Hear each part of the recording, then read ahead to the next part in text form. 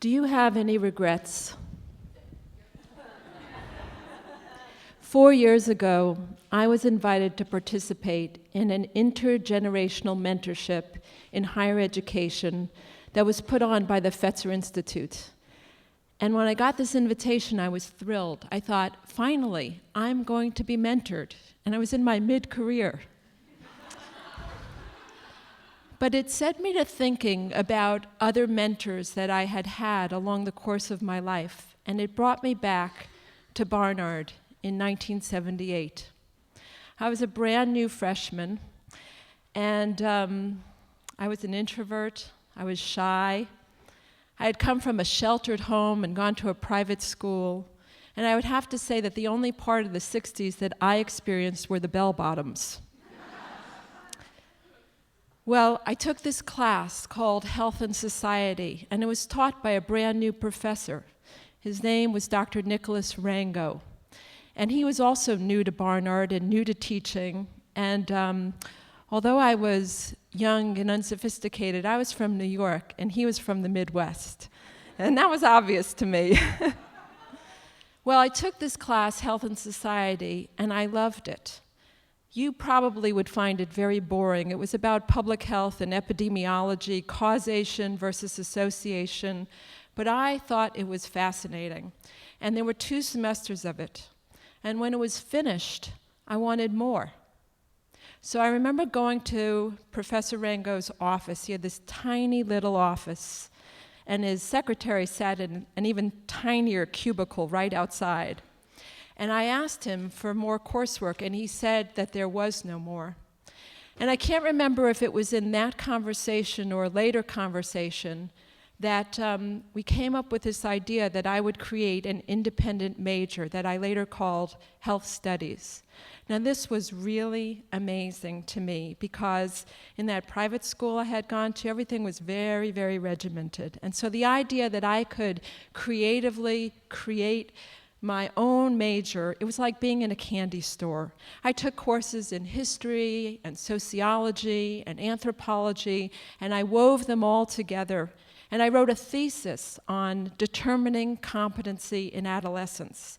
And Dr. Rango was my thesis advisor. I remember conversations with him. He, as I mentioned, was from the Midwest, and he once told me that he was the only physician who was a conscientious objector to the Vietnam War and was successful in petitioning as a conscientious objector to the war. So I finished Barnard, and I moved to San Francisco to go to medical school. And I lost touch with most of the people who I knew while here. Remember, there was no Facebook, there was no LinkedIn, there was no MySpace, there was no internet. Actually, Dr. Rango visited me once. I was a second-year medical school student, and he had come for a conference, and he looked me up.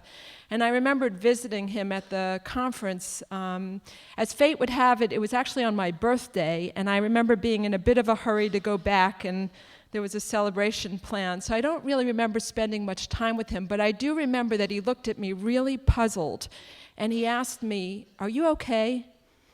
And the truth is, I wasn't. Medical school was such a narrowing experience after the incredible intellectual stimulation of Barnard. Anyway, I got married, I had 3 children, I had a busy life and a busy career, and I didn't really think about Dr. Rango very much until this intergenerational mentorship in higher education. And so I thought, I want to get back in touch with him and thank him. And how do you get in touch with anyone these days? You Google them. So I Googled him. And the first thing that came up was his obituary. And I felt shocked, and I felt an enormous sense of loss.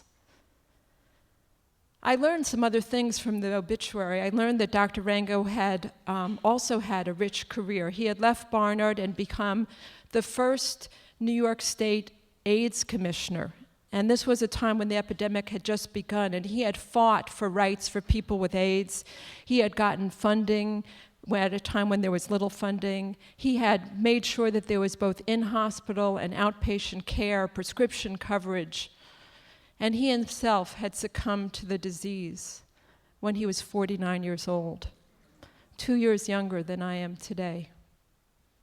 So my regret, I wish I had had a chance to thank him. Oh, I suppose I did thank him. I wasn't an ungrateful young person, but I didn't really understand the difference that he had made in my life.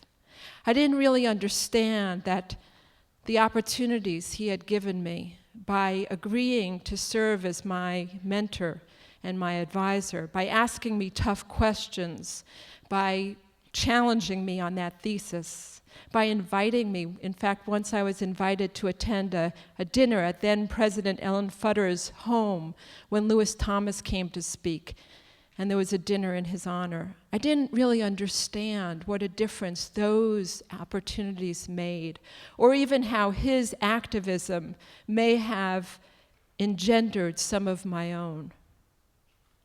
So today, on this 30th anniversary of my graduation from Barnard, I would like to publicly acknowledge Professor Dr. Nicholas Rango and express my deep appreciation for what he gave me and the difference that he made in my life. And I wish I had had a chance to tell him while he was still alive. Thank you.